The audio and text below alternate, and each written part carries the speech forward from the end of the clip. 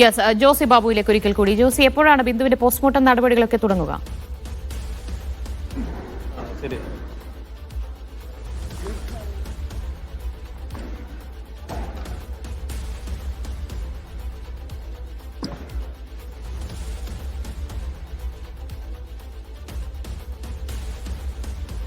ജോസി കേൾക്കാമോ?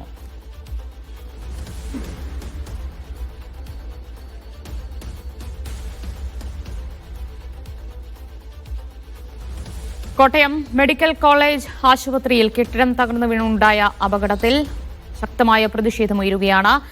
അല്പസമയം മുൻപ് മുഖ്യമന്ത്രി പിണറായി വിജയനും കോട്ടയം മെഡിക്കൽ കോളേജിൽ എത്തുകയും അവിടെ കാര്യങ്ങൾ പരിശോധിക്കുകയും ചെയ്തു. അപ്പോഴും വലിയ പ്രതിഷേധം യൂത്ത് കോൺഗ്രസ് പ്രവർത്തകരുടെ ഭാഗത്തു നിന്നടക്കമുണ്ടായി. ജോസി ബാബു തുടരുന്നുണ്ട്. ജോസി, ബിന്ദുവിന്റെ പോസ്റ്റ്മോർട്ടം നടപടികൾക്ക് ശേഷം ഇന്ന് തന്നെ മൃതദേഹം ബന്ധുക്കൾക്ക് വിട്ടു നൽകുമോ?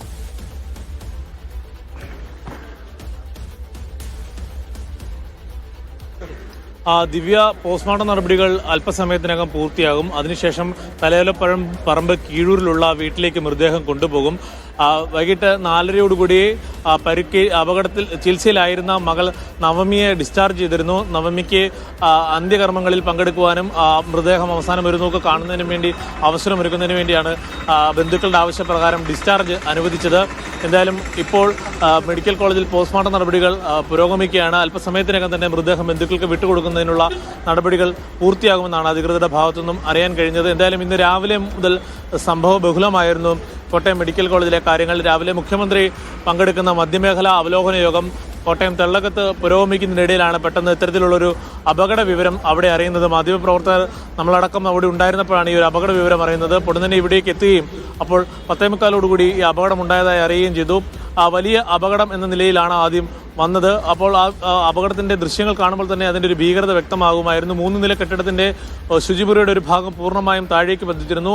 അതേസമയം കേവലം 2 പേർക്ക് മാത്രമാണ് ആദ്യ സമയം പരിക്ക് പറ്റിയത്. അവരുടെ പരിക്ക് നിസ്സാരമാണ് എന്നുള്ള പ്രതികരണമാണ് മന്ത്രിമാരുടെ ഭാഗത്തു നിന്നും ഉണ്ടായത്. പ്രത്യേകിച്ച് ആരോഗ്യമന്ത്രിയുടെയും മന്ത്രി വി എൻ വാസവന്റെ അടക്കം പ്രതികരണങ്ങളിൽ നിന്നുണ്ടായി. അതുകൊണ്ട് തന്നെ പിന്നീട് കാര്യക്ഷമമായി വ്യാപകമായ ഒരു പരിശോധന, ഈ കെട്ടിടാവശിഷ്ടങ്ങൾ മാറ്റിയുള്ളൊരു പരിശോധന ഉണ്ടായില്ല. അത് സംബന്ധിച്ചാണ് പിന്നീട് പ്രതിപക്ഷ പാർട്ടികൾ കോൺഗ്രസിന്റെയും അതോടൊപ്പം തന്നെ BJPയുടെയും ഒക്കെ ആവശ്യപ്രകാരം ഇത്തരത്തിൽ വലിയ പ്രതിഷേധം ഉയർന്നു വരികയും അതിനിടയിൽ ബിന്ദുവിനെ കാണാനില്ല എന്ന് ബിന്ദുവിന്റെ കുടുംബം പരാതി ഉയർത്തുകയും ചെയ്തിരുന്നത്. അതുകൊണ്ട് ആദ്യഘട്ടത്തിൽ ഇത് ഔദ്യോഗികമായ ഒരു കാണാതെ പോകുന്നതിന്റെ വിവരങ്ങളൊന്നുമല്ല, ഇത്തരത്തിൽ പല അഭ്യൂഹങ്ങൾ പ്രചരിക്കുന്നതാണെന്നുള്ള പ്രതികരണമാണ് അധികൃതരുടെ ഭാഗത്തുനിന്നും ഉണ്ടായത്.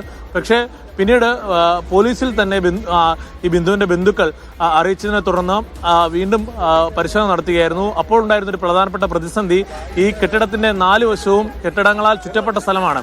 നടുമുറ്റം പോലുള്ളൊരു ഭാഗത്താണ് ഈ അപകടമുണ്ടായത്. അവിടേക്ക് യന്ത്രങ്ങൾ എത്തിക്കുക എന്നുള്ളത് വലിയ പ്രതിസന്ധിയായിരുന്നു.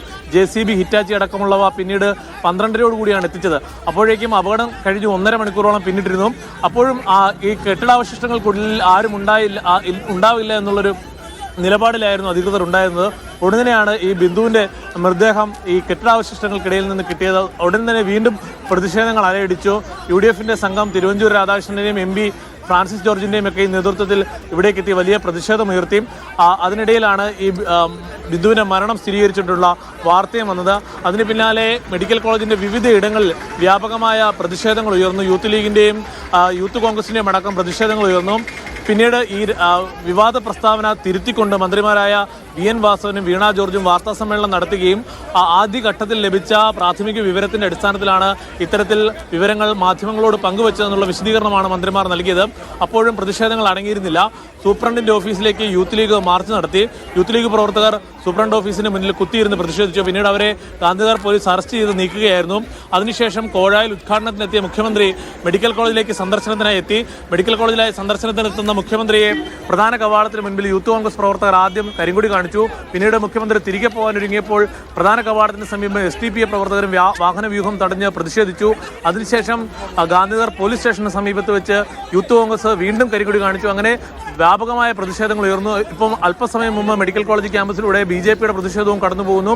ഈ നിലയ്ക്ക് ഈ സംഭവവുമായി ബന്ധപ്പെട്ടുകൊണ്ടും മന്ത്രിമാർ നിരുത്തരവാദിത്തപരമായ പ്രതികരണം നടത്തി അവരുടെ രാജി അനിവാര്യമാണ് എന്നുള്ള ആവശ്യമുയർത്തിയാണ് പ്രതിപക്ഷ യുവജന സംഘടനകൾ വ്യാപകമായ പ്രതിഷേധം നടത്തുന്നത്. എന്തായാലും അല്പസമയത്തിനകം ഈ ബിന്ദുവിന്റെ മൃതദേഹം പോസ്റ്റ്മോർട്ടം നടപടികൾക്ക് ശേഷം തലയോലപ്പറമ്പ് കീഴൂരിലെ വീട്ടിലേക്ക് കൊണ്ടുപോകും. നാളെയാണ് സംസ്കാര ചടങ്ങുകൾ നടക്കുക. എന്തായാലും മറ്റ് അപകടത്തിൽ പരിക്കേറ്റ 2 പേര്, അലീന എന്ന വയനാട് സ്വദേശിയായ 11 വയസ്സുകാരിക്കും അതോടൊപ്പം തന്നെ മെഡിക്കൽ കോളേജിലെ തന്നെ ജീവനക്കാരനായ പ്രദീപ് എന്ന യുവാവിനും കാര്യമായ പരിക്കുകളില്ല. അവർ നിരീക്ഷണത്തിൽ തുടരുകയാണ്. അവരെ നാളെ മറ്റന്നാളോ ഡിസ്ചാർജ് ചെയ്യാൻ കഴിയുമെന്നാണ് പറയുന്നത്. അതേസമയം തന്നെ ഈ 140ഓളം പേരെ ഈ വാർഡുകളിൽ കഴിഞ്ഞ 11-14 വാർഡുകളിൽ കഴിഞ്ഞ ആളുകളെ വാർഡുകളിൽ നിന്ന് മാറ്റിയിട്ടുണ്ട്. അത് വലിയ ജീവനക്കാർക്ക് ജോലിഭാരവും പ്രതിസന്ധിയുമായി മാറിയിട്ടുണ്ട്. ഈ നിർമ്മാണം നടക്കുന്ന സർജിക്കൽ വാർഡ് അടിയന്തരമായി ശുചീകരിച്ച് കുറേ ആളുകളെ അവിടേക്ക് മാറ്റിയിട്ടുണ്ട്. മറ്റ് ആളുകളെ അനക്സിലെ മറ്റ് കെട്ടിടങ്ങളിലേക്കും മാറ്റിയിട്ടുണ്ട്. എന്തായാലും ഈ വിഷയവുമായി ബന്ധപ്പെട്ടുകൊണ്ട് പ്രധാനപ്പെട്ട ഉയർന്നു വരുന്നത് മറ്റൊരു ആരോപണം, കെട്ടിടത്തിന്റെ നിർമ്മാണം പൂർത്തിയായിട്ടും കെട്ടിടം തുറന്നു കൊടുക്കുവാൻ അധികൃതർ തയ്യാറായില്ല. സർക്കാരും ആരോഗ്യവകുപ്പും അതിന് ഇടപെടൽ നടത്തിയില്ല. ഫിറ്റ്നസ് പരിശോധന അടക്കം പൂർത്തിയായിട്ടും അതിലേക്ക് അത് കെട്ടിടം തുറന്നു കൊടുക്കുവാൻ തയ്യാറായില്ല. ഉദ്ഘാടന ചടങ്ങിന് വേണ്ടി അത് കാത്തിരുന്നതാണ് ഇത്തരത്തിലുള്ളൊരു വലിയ ദുരന്തത്തിലേക്ക് കാര്യങ്ങൾ എത്തിച്ചതെന്നുള്ള പ്രതികരണമാണ് വിവിധ കോണുകളിൽ നിന്നും ഉയരുന്നത്. അതോടൊപ്പം തന്നെ ആശുപത്രി വികസന സമിതിയുടെ ഭാഗത്തുനിന്നും വലിയ വിമർശനം ഉയരുന്നുണ്ട്. ആശുപത്രി വികസന വലിയ രീതിയിലുള്ള പ്രതിഷേധം തന്നെയാണ് ഉയരുന്നത്.